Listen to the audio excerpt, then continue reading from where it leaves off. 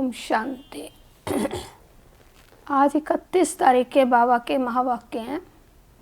आज बाबा कह रहे हैं कि बच्चे तुम स्थायी सुख शांति सबको बख्शिश में दो।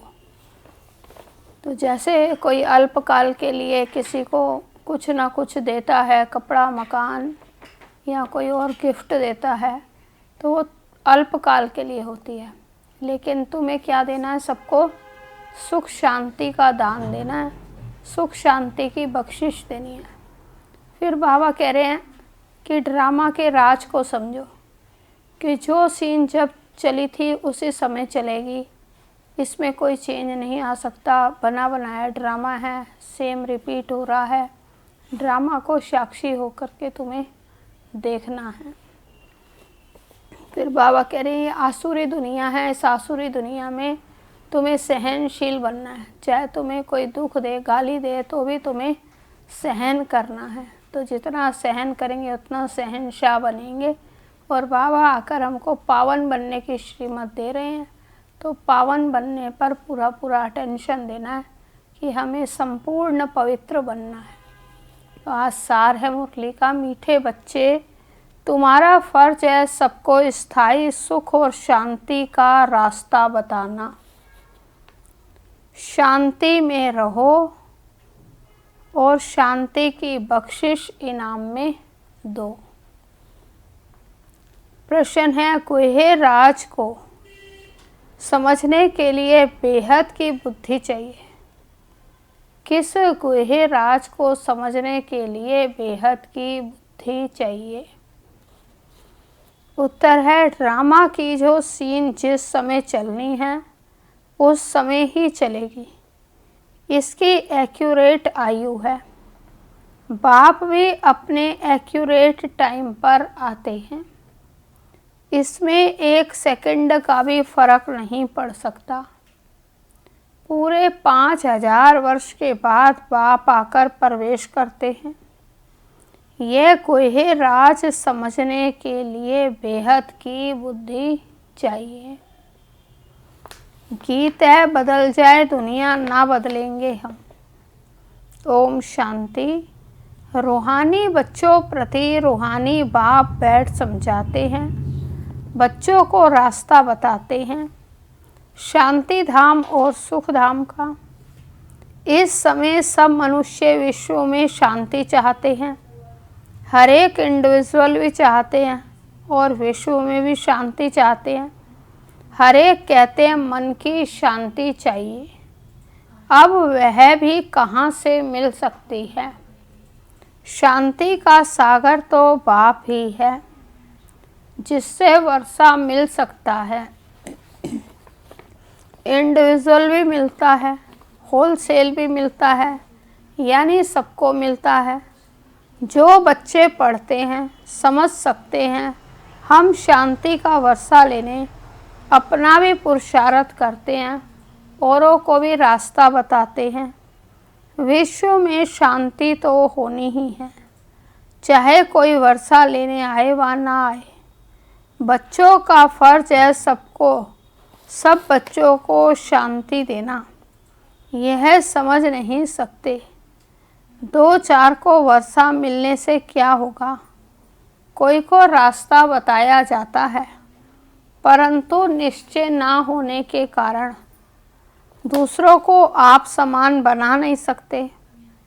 जो निश्चय बुद्धि है वह समझते हैं बाबा से हमको वर मिल रहा है, वरदान देते हैं ना।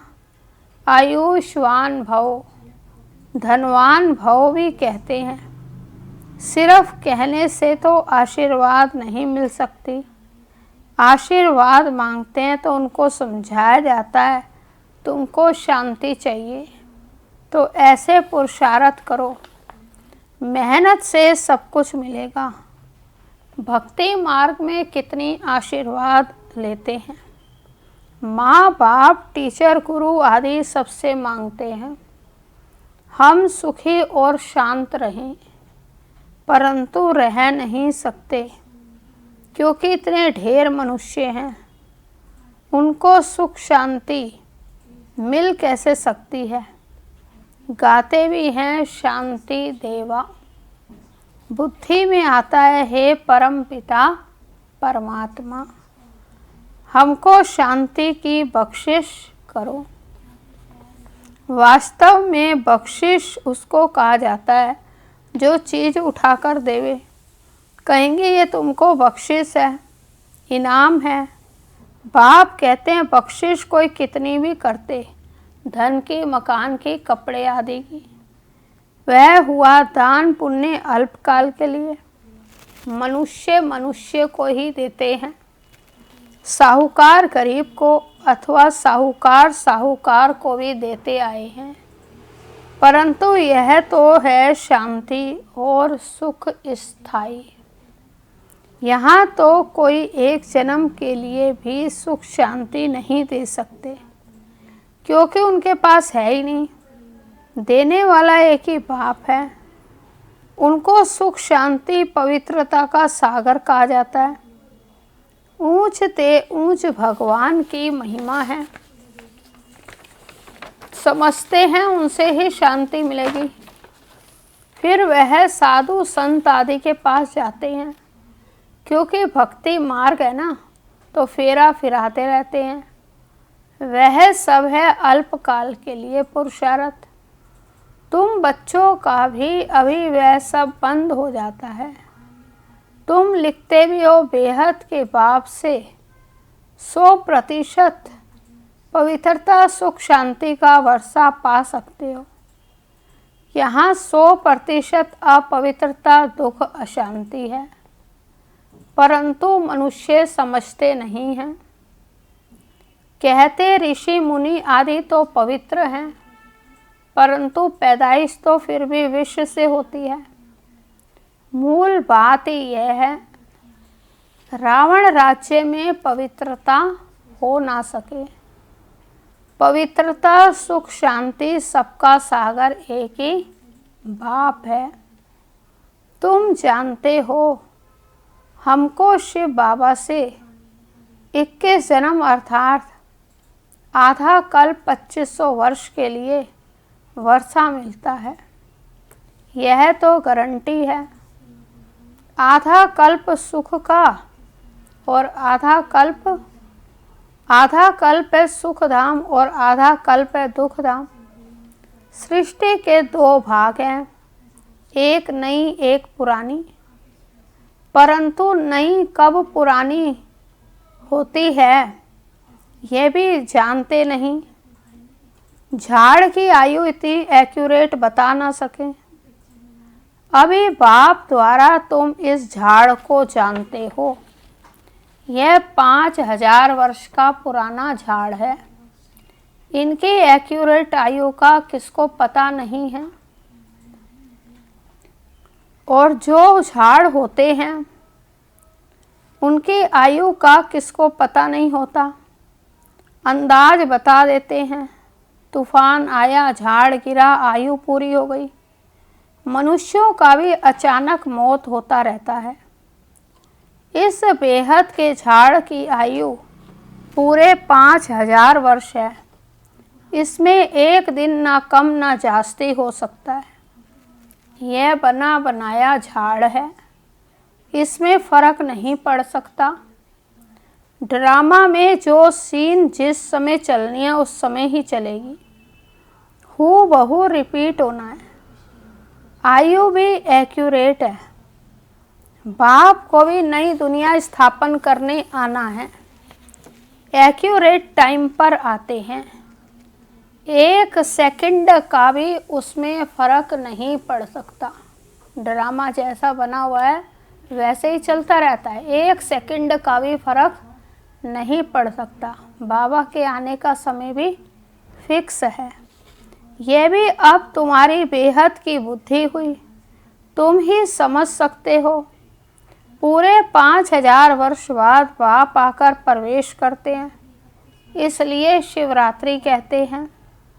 कृष्ण के लिए जन्माष्टमी कहते हैं, शिव की जन्माष्टमी नहीं कहते, शिव की रात्रि कहते हैं। क्योंकि अगर जन्म हो फिर तो मौत भी हो, तो मनुष्यों का जन्मदिन कहेंगे। शिव के लिए हमेशा शिवरात्रि है। दुनिया में इन बातों का कुछ भी पता नहीं। तुम समझते हो शिवरात्रि क्यों कहते हैं, जन्माष्टमी क्यों नहीं कहते? उनका जन्म दिव्य अलौकिक है, जो और कोई का हो नहीं सकता। यह कोई जानते नहीं।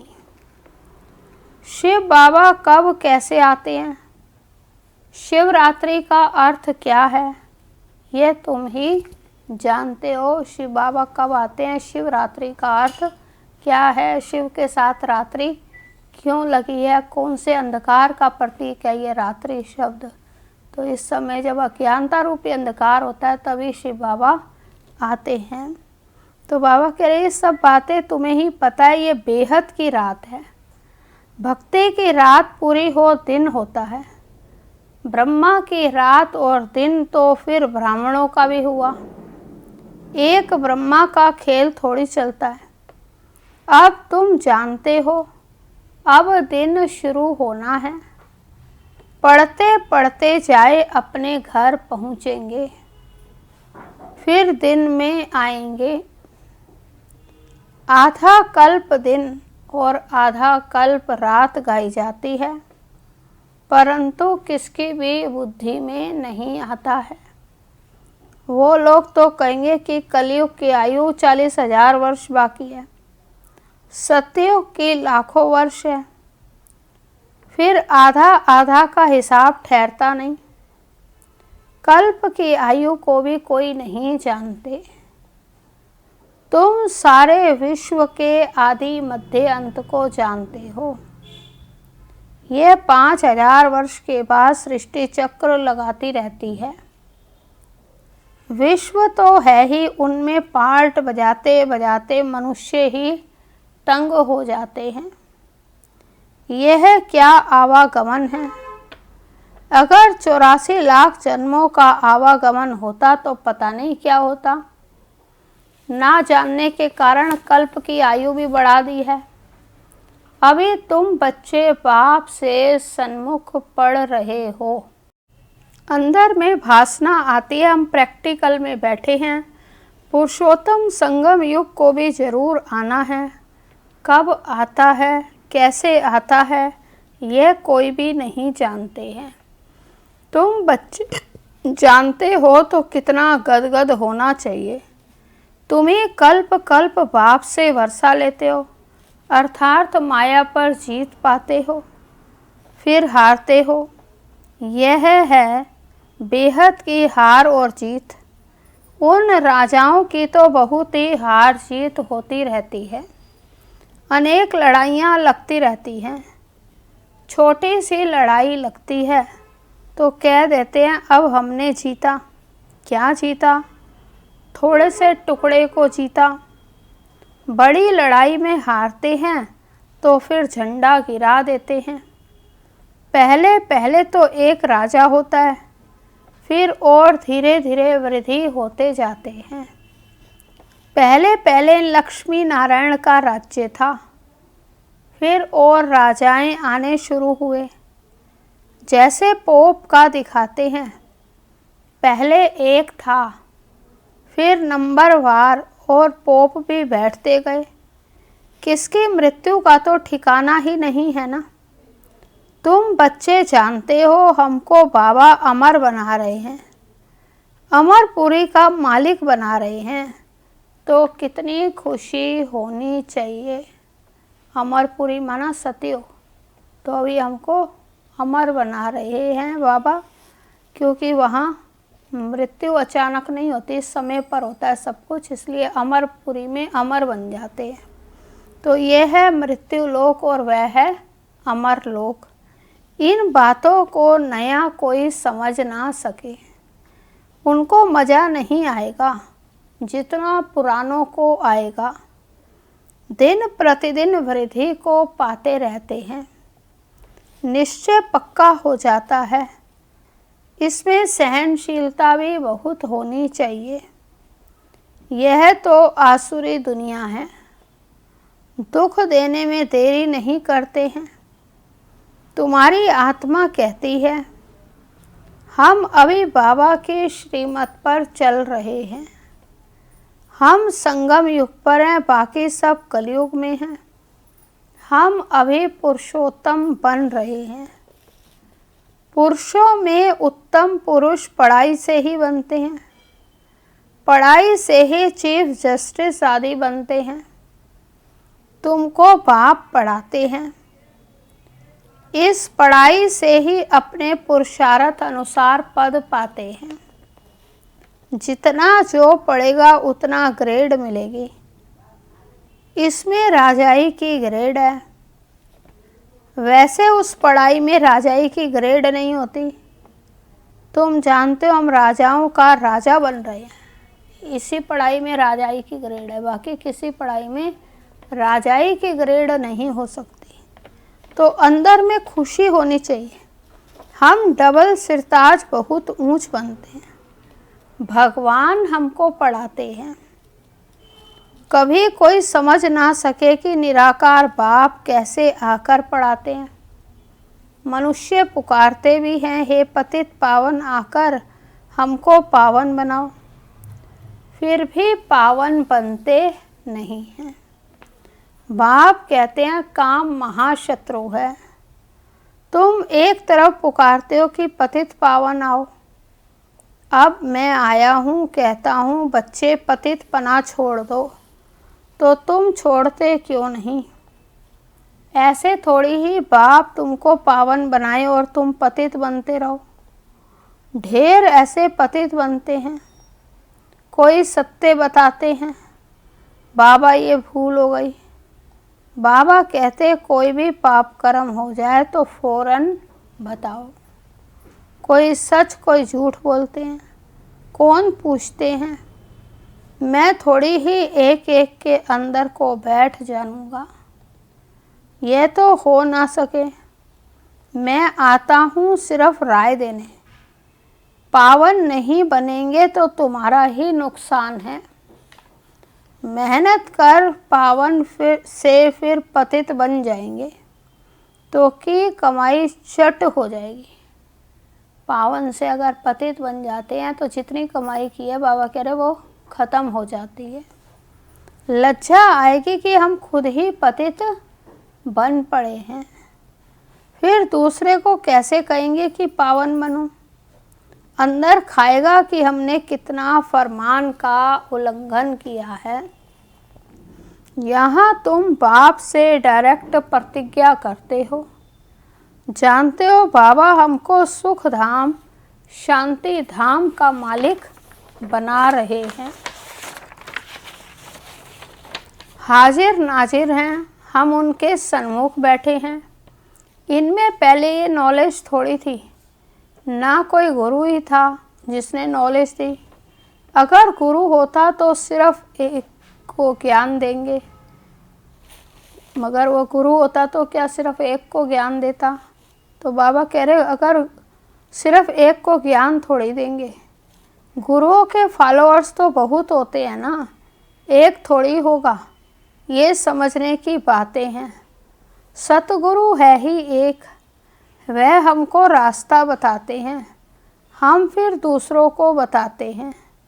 तुम सबको कहते हो बाप को याद करो, बस ऊंचते ऊंच बाप को याद करने से ही ऊंच पद मिलेगा। तुम राजाओं के राजा बनते हो, तुम्हारे पास अनगिनत धन होगा, तुम अपनी झोली भरते हो ना। तुम जानते हो बाबा हमारी झोली खूब भर रहे हैं। कहते हैं कुबेर के पास धन बहुत था, वास्तव में तुम हरे कुबेर हो। तुमको वैकुंठ रूपी खजाना मिल जाता है। खुदा दोस्त की भी कहानी है। उनको जो पहले मिलता था उसको एक दिन के लिए बादशाही देते थे। ये सब दृष्टांत हैं। अल्लाह माना बाप, वह अव्वल दिन रचता है, फिर साक्षात्कार हो जाता है। तुम जानते हो बरोबर हम योग बल से विश्व की बादशाही लेते हैं। अच्छा, मीठे मीठे सिकी लदे बच्चों प्रति माता पिता बाप दादा का याद प्यार और गुड मॉर्निंग। रूहानी बाप की रूहानी बच्चों को नमस्ते।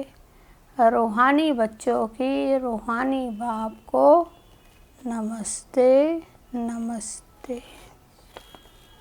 धारणा के लिए मुख्य सार है, इस आसुरी दुनिया में बहुत बहुत सहनशील बनकर रहना है। कोई गाली दे, दुख दे तो भी सहन करना है। बाप की श्रीमत कभी नहीं छोड़नी है। दूसरा, डायरेक्ट बाप ने पावन बनने का फरमान किया है, इसलिए कभी भी पतित नहीं बनना।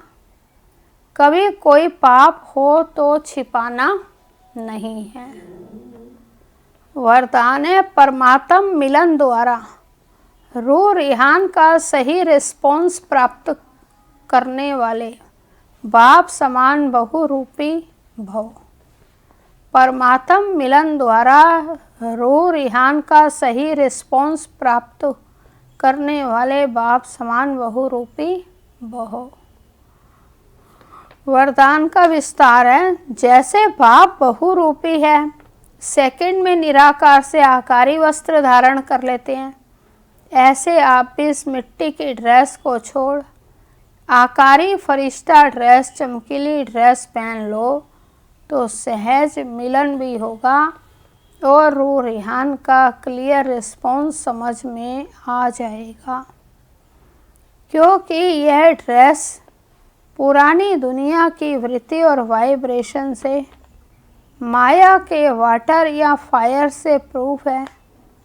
इसमें माया इंटरफेयर नहीं कर सकती।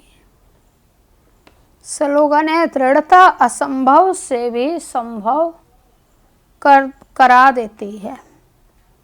दृढ़ता एक बहुत बड़ा गुण है, जिसके लिए बाबा कह रहे हैं कि कोई भी कार्य करना और दृढ़ संकल्प कर लो कि ये करना ही है, तो उसमें असंभव भी संभव हो जाता है। दृढ़ता तो पत्थर को भी तोड़ सकती है, इतनी ताकत है दृढ़ता में। तो आज ओम शांति। कर्म हमारे श्रेष्ठ बनेंगे।